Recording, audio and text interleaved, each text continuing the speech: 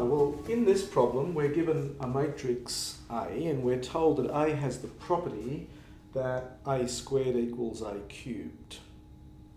And they ask us then to find the exponential of this matrix, to find a formula for the exponential of this matrix, e to the at, given that A squared equals A cubed. Well, so to get the exponential of the matrix, I need to be thinking about series, and to do the series of this, I'm going to have lots of powers of A. So from this equation, if I multiply both sides by A, I get A cubed is A to the fourth. And then I can write, in fact, A cubed is A to the fourth. And that means A to the fourth then is also equal to A squared. So I can actually put an equal sign there. So A squared is A cubed, multiply both sides by A, I get that, but they're equal, and so A to the fourth is A squared. And now you can keep doing the same thing, and you say that's equal to A to the fifth, and so on all the way along. So once you get past, all of the powers then are all equal to A squared, once A squared is equal to A cubed. So if I want to come and work out what e to the at is, I'm just simply going to go back to the series for this. So that's I plus, I get at plus a squared t squared on 2 factorial. And then I'm going to get a cubed t cubed on 3 factorial, plus and so on. But now remember that this is I plus at plus I get an a squared here into t squared over 2 factorial. Remember that a cubed is the same as a squared, so I can take it out as well, and I'm just going to get t cubed on 3 factorial. And then a to the fourth, well, a to the fourth's also the same as a cubed and a squared, so I can take it out and I get t to the fourth on 4 factorial. And I can keep going and get the rest of the series. Well, okay, can we do a little bit more with that?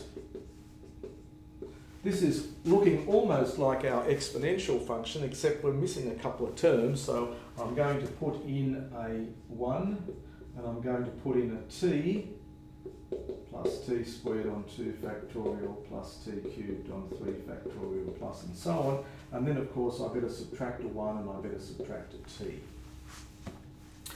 And now I can say that that bit in the middle, so that's a squared, this expression in here is just my e to the t, and then I've got a minus 1 minus t. And so we get a rather neat little formula for e to the at in this case where we have a squared is equal to a cubed. As an application, they give us this matrix A and ask us to show that it has the desired property, and so we can work out its exponential. Various ways of doing that. I could do this, I've squared it here just by long multiplication, I've squared it out. I could cube it, multiply that by that again, and show that you actually get back to there, and that would be fine, that would be a perfectly good way of doing it. So you could work out a cubed and show that it equals a squared by multiplying.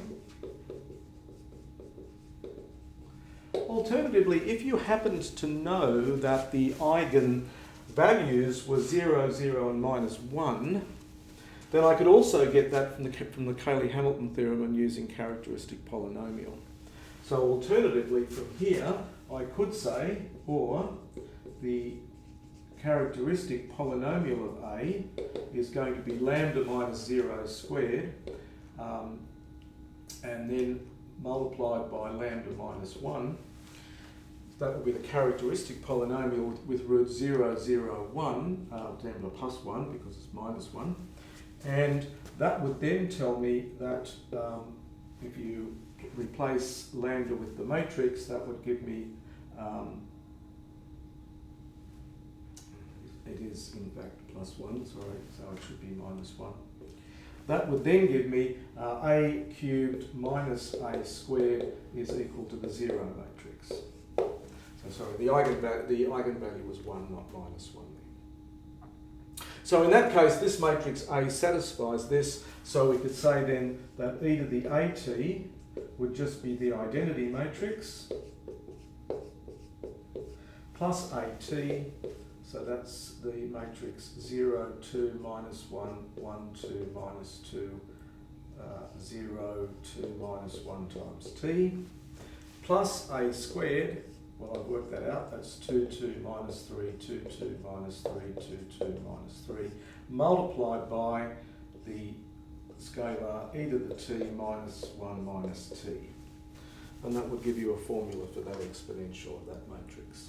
And if you wanted to, you could pull them all in under one matrix.